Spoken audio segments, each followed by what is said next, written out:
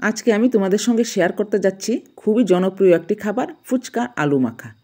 এই আলু মাখাটা এইভাবে বানালে ফুচকার স্বাদটা অনেকটাই বেড়ে যায়। তো বন্ধুরা, তোমরা এই রেসিপিটা দেখার জন্য আমার সাথে থাকো। এখানে আমি বড় সাইজের 3টি আলু সেদ্ধ করে নিয়েছি। আমি খোসা ছাড়িয়ে ভালো করে ধুয়ে সিদ্ধ করে নিয়েছি। এখন এই কাঁটা চামচটা দিয়ে আমি আলুগুলোকে এভাবে ম্যাশ করে নিচ্ছি। এই ফুচকাটা আমাদের সবারই খুবই পছন্দের। কোনো অকেশনে যদি আমরা বাড়ি থেকে বেরোই তাহলে ফুচকা অবশ্যই খেতে হবে, তাই না বন্ধুরা? আমরা অনেকে আবার বাড়িতেও বানিয়ে খাই। তা আমি যেভাবে আলু মাখাটা তৈরি করছি, তোমরা যদি সেভাবে তৈরি করো তাহলে দেখবে ফুচকার স্বাদটা অনেকটাই বেড়ে যাবে।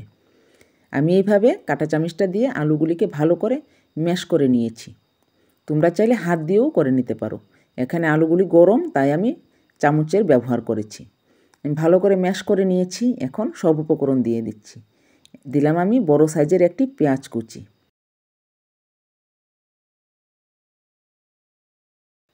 এখন দিয়ে দিচ্ছি কাঁচামরিচ কুচি। একটু ঝাল ঝাল করে আলু মাখাটা হলে খেতে খুবই ভালো লাগে। দিয়ে দিলাম আদা কুচি, আর এখন দিয়ে দিচ্ছি বিলেতি ধনেপাতা।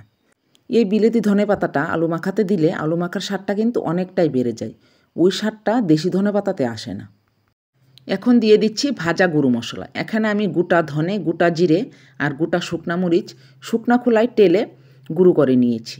আর এখন দিয়ে দিচ্ছি বিট লবণ। আমি কিছু পরিমাণ গুঁড়ো মশলা রেখে দিয়েছি, ওইটা আমি তেঁতুলের জলে ব্যবহার করব।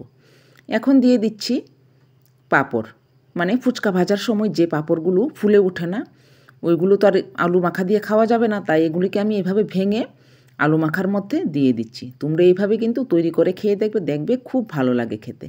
আর আমাকে কমেন্টে অবশ্যই জানাবে তোমাদের কেমন লেগেছে। যদি ভালো লেগে থাকে অবশ্যই একটা লাইক করে দেবে, আর আমার চ্যানেলটাকে সাবস্ক্রাইব করে আমার পাশে থাকবে। এইভাবে হাত দিয়ে ছোটো ছোটো টুকরো করে নিয়েছি। এখন এগুলি আমি আলু মাখার মধ্যে দিয়ে দিলাম।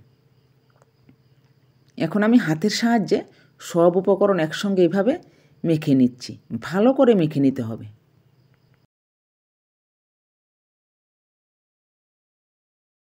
তৈরি হয়ে গেল ফুচকার আলু মাখা। এখন শুধু খাওয়ার অপেক্ষায়। তো বন্ধুরা, খাওয়াটা তোমাদের সঙ্গে শেয়ার করলাম না। তোমরা অবশ্যই এভাবে বাড়িতে তৈরি করে খেয়ে দেখবে বাজারে গিয়ে আর ফুচকা খেতে হবে না। আর দেখার সুন্দরের জন্য আমি উপর থেকে চানাচুর হাত দিয়ে গুঁড়ো করে এইভাবে দিয়ে দিয়েছি, আর একটু বিলেতি ধনেপাতা।